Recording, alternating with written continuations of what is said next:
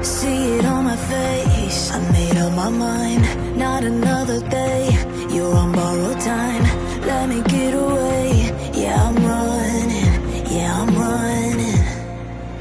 So love me or leave me, I'm standing alone. Can't shake a feeling that lives in my bones. Lie to me, tell me you wish that you could, but nothing you gave me is worth what you took. 'Cause baby when I'm gone for good.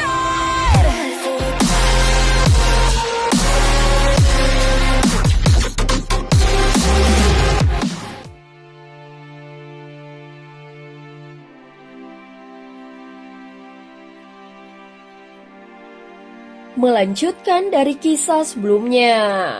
Sebelumnya penguasa ilusi mimpi seakan benar-benar kehilangan kendali dan wibawa. Tepatnya pada saat gerbang emas itu hancur, seluruh rencananya pun ikut lenyap dan mengalir sia-sia. Tanpa gerbang emas yang menopang jiwanya, dia akan sepenuhnya tercerai-berai dan menghilang dari langit dan bumi ini. Saat berikutnya aura kuning keemasan menyebar keluar, dia mengerahkan seluruh kekuatan jiwanya berniat menyeret Xiaoyan ke dalam mimpi tanpa batas. Namun pada saat ini Xiaoyan juga memahami satu hal, bahwa kemenangan atau kekalahan akan ditentukan dalam waktu singkat ini. Tidak peduli seberapa dahsyat kekuatan jiwa yang dilepaskan penguasa ilusi mimpi sekarang, itu hanyalah sisa abu terakhirnya. Xiaoyan segera bergerak mengaktifkan jiwa ilusi. Dalam sekejap puluhan ribu pergerakan dilancarkan dan tubuhnya berkelana. Di antaranya membuat penguasa ilusi mimpi sama sekali sulit untuk menguncinya. Yang dia butuhkan saat ini hanyalah menunda waktu, sehingga penguasa ilusi mimpi akan kalah dengan sendirinya. Dengan jiwa ilusi yang menyelimuti kehampaan, penguasa ilusi mimpi tidak memiliki banyak cara untuk menghadapi Xiaoyan. Emosinya bercampur aduk. Aura kuning keemasan terus melonjak dan berusaha menangkap Xiaoyan yang terus menembus kehampaan. Namun seperti api yang berkobar hebat di awal lalu cepat meredup, penguasa ilusi mimpi jatuh dengan kecepatan yang bahkan lebih cepat dari perkiraan. Tidak mungkin. Klan Ximing memiliki bakat yang luar biasa. Penguasa dunia Sanhai tidak mungkin mati begitu saja. Aku tidak akan kalah apalagi mati. Raja manusia laut. Tiba-tiba terdengar raungan amarah dan sebuah nama meledak di telinga Xiaoyan. Sang Raja Manusia Laut yang tampak tidak serius dan kekuatannya tidak menonjol. Tetapi mengapa penguasa ilusi mimpi memanggil namanya pada saat seperti ini? Setelah memasuki wilayah rahasia penguasa ilusi mimpi, di antara sosok yang tak terhitung jumlahnya Xiaoyan telah melihat Raja Tianzang Xuan Huang serta Feng Xi. Namun sang Raja Manusia Laut tidak pernah terlihat. Saat berikutnya sebuah cahaya melesat mendekat.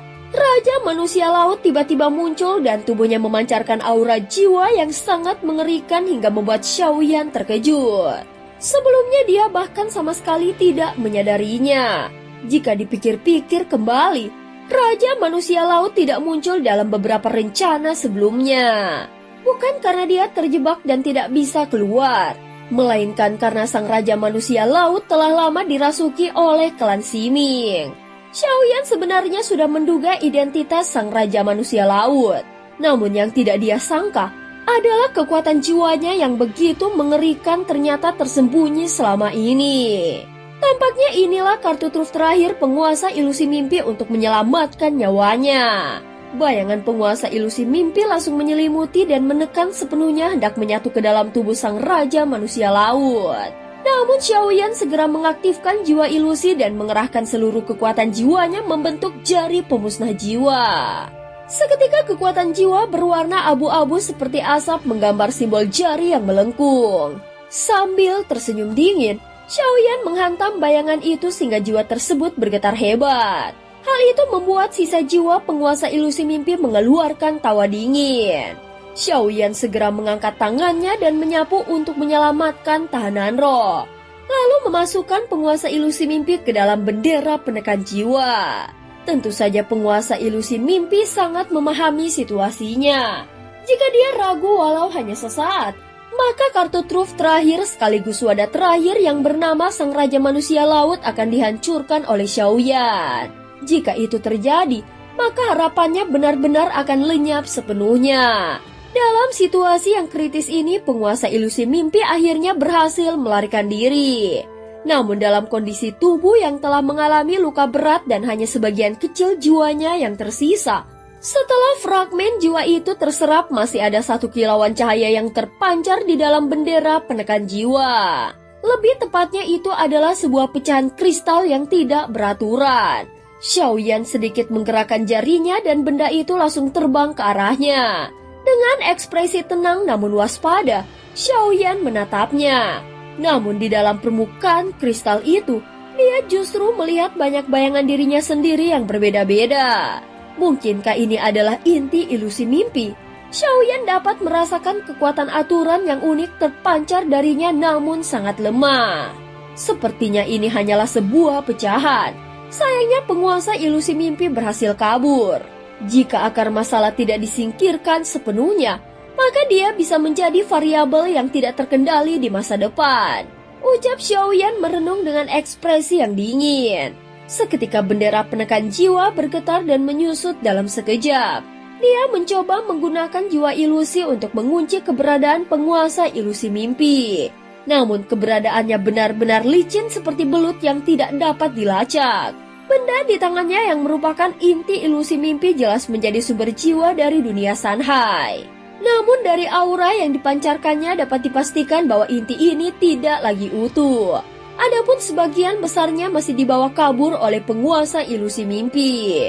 Setelah penguasa ilusi mimpi pergi, seluruh batasan di kampan wilayah ini langsung runtuh sehingga ruang mulai hancur dengan cepat. Xiaoyan segera tersadar. Di dalam area ini, selain dirinya dan pasukan iblis yang dipimpin Yetian, masih ada banyak sosok lain yang telah memasuki gerbang rahasia untuk mencari kesempatan. Pada saat penguasa ilusi mimpi pergi, mereka semua terbangun dari mimpi. Dalam sekejap tempat ini menjadi kacau balau. Xiaoyan sedikit mengerinyit. Yetian segera mengumpulkan seluruh pasukan iblis lalu mengangkat tangan dan menciptakan pusaran kehampaan raksasa. Mereka segera masuk ke dalam pusaran dan meninggalkan gudang rahasia itu. Pusaran itu sengaja diperbesar hingga ratusan kaki memberikan secercah harapan hidup bagi para penjelajah gudang rahasia. Jika tidak ada jalan keluar dan mereka tidak akan mampu membuka kehampaan, meski tidak mati mereka pasti akan terluka parah atau bahkan terseret arus kehampaan ke tempat yang tidak diketahui. Segera banyak makhluk buas dari dunia Sanhai bergegas keluar. Tentu saja mereka bukan makhluk yang bodoh. Setelah mengalami penderitaan yang tidak terbayangkan di dalam mimpi penguasa ilusi mimpi, dan begitu terbangun mereka langsung memilih pergi secepat mungkin tanpa ragu. Sesaat kemudian, sesosok tubuh yang tampak lelah namun tetap tegak menembus lubang hitam kampan dan muncul di dasar laut yang dalam. Adapun Raja Tianzang, Xuan Huang serta Feng Xi telah lama menunggu di sana. Xiaoyan, suara Xuan Huang yang sangat serat khawatir segera terdengar. Tatapannya langsung menyapu seluruh tubuh Xiaoyan. Setelah memastikan bahwa Xiaoyan tidak terluka, barulah dia menghela nafas lega. Xiaoyan, mimpi itu terlalu berbahaya. Jika bukan karena dirimu, kami mungkin akan selamanya terjebak di sana. Menghadapi ketiganya, Xiaoyan hanya mengangguk pelan. Dia memang berhasil menyelamatkan mereka namun harus membayar harga yang tidak kecil. Tahanan roh telah jatuh ke dalam tidur panjang. Nafasnya tertahan dan sulit dideteksi. Ini adalah kondisi terburuk yang pernah dialaminya. Energi jiwanya terkuras dalam jumlah besar. Bahkan lebih parah jika dibandingkan saat berada di dunia kuno Dewa Abadi dan Iblis sebelumnya. Saat ini Xiaoyan sangat khawatir dan tidak tahu harus berbuat apa. Meski inti ilusi mimpi adalah sumber asal jiwa, namun benda ini tidak membuatnya tergoda. Yang dia pikirkan hanyalah apakah dia bisa menukarnya pada Hesian Ren dengan sesuatu yang dapat memulihkan tahanan roh, atau menemukan metode lain untuk menyelamatkannya. Xiaoyan, setelah kami keluar, kami terus mengunci wilayah ini dan ada seseorang yang mencoba melarikan diri. Kami bertiga bekerja sama melukainya. Lalu saudara Feng Xi menyegelnya. Ucap Xuan Huang berbicara sambil mengalihkan pandangannya ke arah Feng Xi. Segera Feng Xi mengangkat tangannya dan sebuah sosok segera muncul.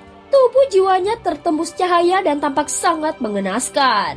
Saat melihat sosok itu, Xiaoyan sedikit terkejut. Dia adalah Yao Nantian, orang yang telah entah dengan cara apa berhasil keluar dari kampan wilayah rahasia penguasa ilusi mimpi dan berniat kabur. Yang tidak disangka Xiaoyan adalah orang itu justru berhasil ditangkap oleh Xuan Huang dan yang lainnya. Dan cerita pun berakhir. Terima kasih udah dengerin Mihu dari awal sampai akhir ya. Sampai jumpa.